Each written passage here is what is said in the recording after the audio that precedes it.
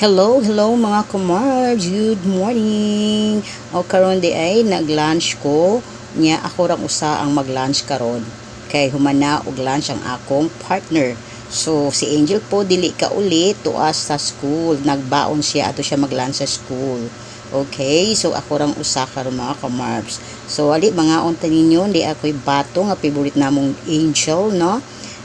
Kay ganina ni butag akong giluto. So mao sa akong gilasay na pamanog di ay kinilaw na gusto nga with cucumber and carrots mga kamars. So di apoy usa ka chicken na ganina sa ni buntag. So ako ning gikaon karon kay basig mabati na ni karong panihapon. So ako ni kanon.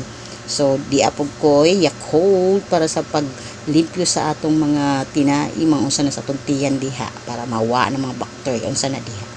Okay, so mga kamars mga unta ninyo, so gamay lang akong rice, no? Dili ta palabi sa rice kay musamot ato ka sugar. Okay, daghang salamat mga kamars, babush.